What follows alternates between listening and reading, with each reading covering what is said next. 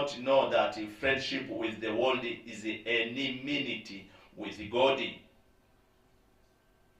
Whoever therefore wants to be a friend of the world make himself an enemy of God. Verse 5 says that, "Oh, do not think that the scripture say in vain, the spirit who dwell in us yearn jealous." So we are seeing that James was speaking with the church, and he was trying to tell them that they've been praying for the things, but they don't receive.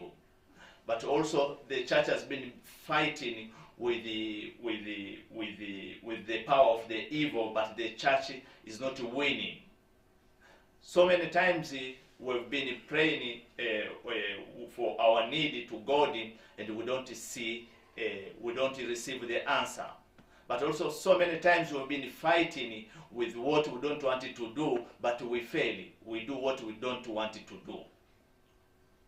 So it's very, very far. God is very, very far from the things which we think. During the creation on the Genesis, we thought that God created everything, and he saw that everything was excellent. But on the earth, in particular, he gave it to the man. And it was given to the Adam, and Adam was told to have dominion over it. But when Adam sins against God, that dominion was removed from him, and Satan, he started to control, to rule the world. And we are seeing from there, man has been suffering to do the good on the side of God. So from the day the man sinned against God, the voice of the Lord became far. You can see that immediately when he sinned, when God visited, when man heard the voice of God, he went and he hid. Because the sin and the voice of God, they were not friendly. God is characteristic of God. And this God we serve with the Spirit. This God we serve is holy.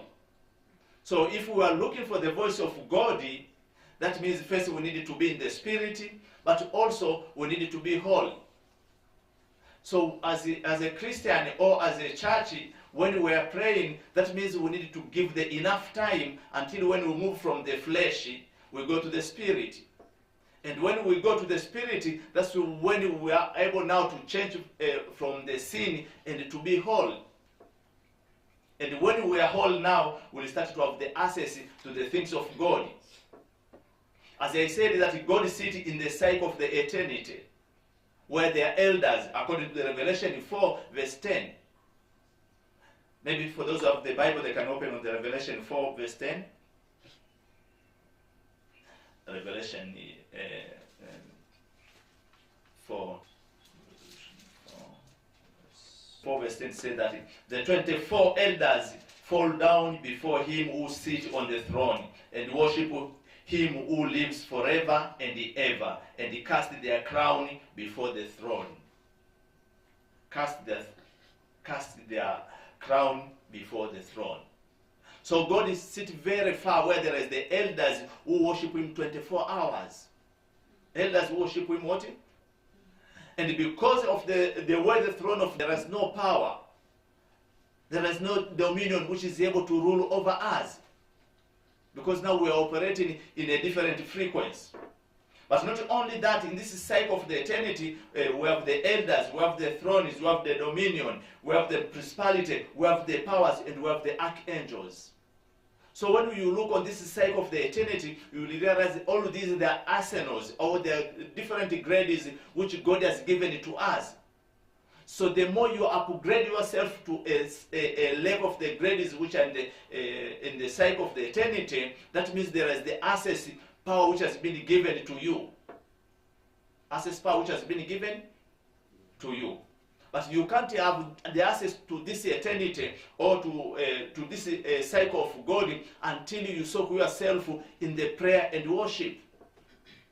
So on our own, we can't make us to be righteous.